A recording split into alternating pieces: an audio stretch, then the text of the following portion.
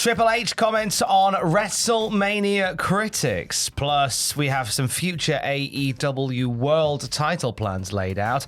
And we pay tribute to Steve Mongo McMichael, who has passed away. It's all in the Cultaholic wrestling news right now. Andrew, this isn't where we normally do news.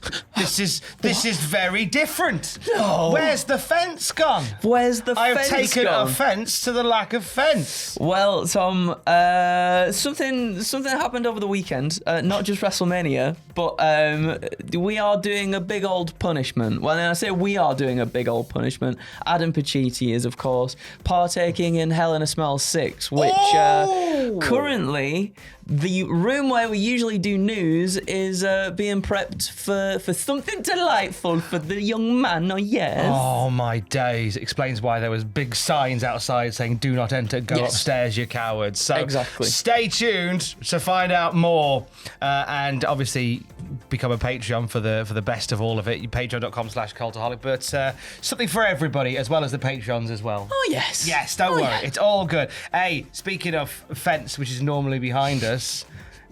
Offensive comedy is our first order of the day. Thank you very much. Now, over the last few days, clips have emerged from the roast of WrestleMania, hosted by Tony Hinchcliffe. Included bits by Tony himself, Nia Jax with some choice comments for Charlotte Flair, a back and forth between Paul Heyman and Fluffy, Gabriel Iglesias, and a whole bunch of derogatory jokes at the expense of pretty much the entire WWE roster. It's a roast. That's kind of what goes down. It was never expected to air, but of course, full audio from the roast of WrestleMania has been leaked in its entirety online, including the final words from surprise guest Triple H with a very clear message to people who didn't like Mania this year. Yeah, he said, I just want to thank all of you guys. It's been a hell of a week. We've had a blast. Hope everybody was entertained. This was a lot of fun. I've been back there and laughed my ass off. The truth is, hopefully everybody had a blast at WrestleMania weekend. And if you didn't, I've got 2 words for you. F off. Oh, those weren't the 2 words I was expecting him to say. They certainly weren't, Tom. Oh, my day. So the whole thing is on Twitter for you to check out. There's more details on what happened at the roast of WrestleMania at cultaholic.com. But all jokes have a soupçon of truth in them. A soupçon of truth within them. Triple H has been very vocal on the road to WrestleMania about how he feels about critics of the product, how he feels about reporters. We didn't do nothing, Paul. And how he feels just in general about people that fantasy book and try and sort of predict where the story's going. We're basically told, I know, right? We both. My heart. This man, Paul.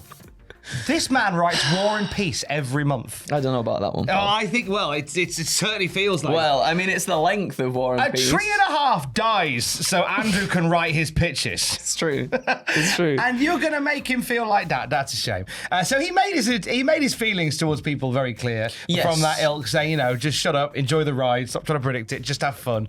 So his final words are very much ring true to how he feels in real life. Yeah, just kind of continuing, as you say, sort of the theme of the whole road to WrestleMania with Triple H just being like, shut up, enjoy the ride, there you go. As we say, the entire roast of WrestleMania, despite the fact that audio recordings and video recordings were banned, they had little things they put around their necks apparently to put their phones in. Yes. Somebody hit record before they put theirs in, so you can hear the whole thing online right now. Now, AEW had some big news regarding the Owen Hart tournament, the men's and the women's iterations. Jamie Hayter is in the finals of the Women's Owen Hart Cup, where she will meet Mercedes Moné.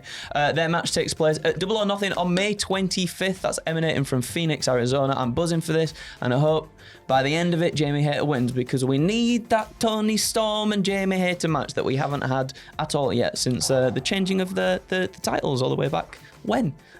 All the way back when. And then on the men's side of things, you got Hangman Page and Kyle Fletcher. They're going to meet in the last semi-finals next week on Dynamite. The winner facing Will Ospreay at Double or Nothing, and I kind of hope it's Hangman Page. See, that's it. Because whatever you've got there, you could potentially have another Kyle Fletcher Will Ospreay outing. Yeah. Or something very new, Hangman Page and Will Ospreay at Double or Nothing. I'd like something new. Not that there's anything wrong with Kyle Fletcher and Will Ospreay, because they both have banger matches matches together, and obviously there's all the history, but something a bit different, I think, with Hangman Page and Will would be very nice. The winner of the men's Owen and the women's Owen will go on to face respective world champions. The men's Owen will headline All In Texas, where they're going to face the AEW world champion. Now, currently that is Jon Moxley, but after he was choked out by Samoa Joe on Spring Breakthrough, Moxley's going to put his belt on the line against Joe. That's coming up at Beach Break Dynamite Special on Wednesday, May the 14th.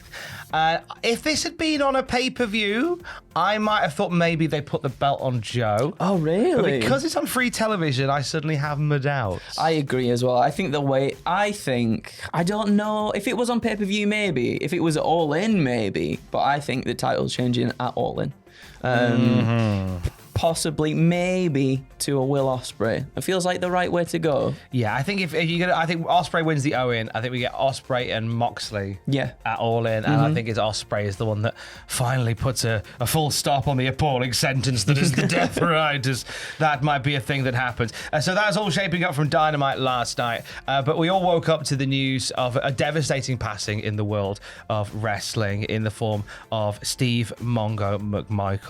It was devastating to hear when we had news come down yesterday that he was going into hospice care, but he has unfortunately passed on following a 4-year-long battle with ALS. The news was broken by Jarrett Payton, the son of the late Walter Payton, just a few hours after Michael entered hospice care. What a career he leaves behind, Andrew. What a career, yeah. Mongo was part of the 1985 Super Bowl winning Chicago Bears team, the first sampled wrestling with the WWF at the end of his football career. He was part of Lawrence Taylor's All-Pro team for LT's match with Bam Bam Bigelow at WrestleMania 11, a run that saw McMichael get physical on several occasions with the $1 Million Corporation. He would then later be signed to a contract with WCW, where wrestling fans would get to know him as a commentator at first, and then he became an in-ring performer and joined the Four Horsemen in 1996. Just to touch on that, the match with LT and Bam Bam Bigelow, or Shawn Michaels if you're Jack, at WrestleMania 11. In the build-up to that, so I'm very lucky to host the Classic Raw review and the Classic Nitro review on the podcast feed. Brand new episode dropped today, by the way, of the Nitro review. But on the Raw review, we watched the build to that LT Bigelow match. And there is one episode of Raw where Steve Mongo McMichael and Kama Mustafa get into it. Wow. And I said this until I was blue in the face. Mongo should have headlined Mania against Bigelow. Really? Honestly, even at that early age, he had the nous to do it. Now, obviously, Mongo was never going to be he was never going to headline that situation. I think LT was a bigger star, but I just thought he really shone in that. And then moving to WCW, where he became a commentator, joined the Four Horsemen because Four Horsemen breaking the barrier of it being just a wrestling promotion. They celebrate great sportsmen. So they're like, he's a gridiron great. Why wouldn't we want Mongo as part of our team? He had over 150 matches during his in-ring career. Also held the WCW United States title for 25 days in 1997. His last wrestling appearance would be in 2008. He was the guest referee for the Monsters Ball match at TNA Bound for Glory. He was such a character in ring, such an aura and a charisma about him that was completely undeniable. Since the announcement of his passing, tributes have obviously poured in from across the wrestling world and from across the football world as well. Chicago Bears put out a wonderful video that celebrates the life of Mongo McMichael. AEW has celebrated him, as well as every major wrestling outlet as well. And Sting has spoken too. Yes, he said, grateful for my last few conversations with Mongo about this life and the life to come. Alan Anderson describing Mongo as a beast on the football field and a real man's man. And Ric Flair said, I have the fondest memories working with him. I love you, Mongo. You fought one hell of a battle. Rest in peace, my friend. If you wanted to share some memories of Mongo McMichael, so as we say, myself and Sam Driver do the Cultaholic Classic Nitro review every Thursday on the podcast feed. Now, we recorded today's episode and it went live before the news came down of the passing of Mongo. So whilst we won't reflect the passing of Mongo in the episode that you will hear today, we absolutely will next week. And if you want to get involved and share some memories of Mongo, the email address for the classic reviews is classic@cultaholic.com. Any fun stories that you've got about Mongo McMichael that you want to share, we're absolutely going to pay tribute on the next episode of the Cultaholic Classic Nitro review. But more importantly, we here at Cultaholic share our favourites as well. Obviously, when you think of Mongo McMichael, what comes up to you? I'll tell you what comes up to me. It is the United States Championship match, him versus Jeff Jarrett. Oh my God, what a moment. And the crowd go radio rental when he wins as well. And just his whole... Granted, maybe he wasn't the best in the ring, right? But his enthusiasm for wrestling was incredibly infectious. And that's it, isn't it? Yes. There's something about that electricity that he has that could not be denied, honestly. And if you disagree, you can go and eat rocks. For the very latest wrestling news at any time, you can check out cultaholic.com. Keys. Love you, bye.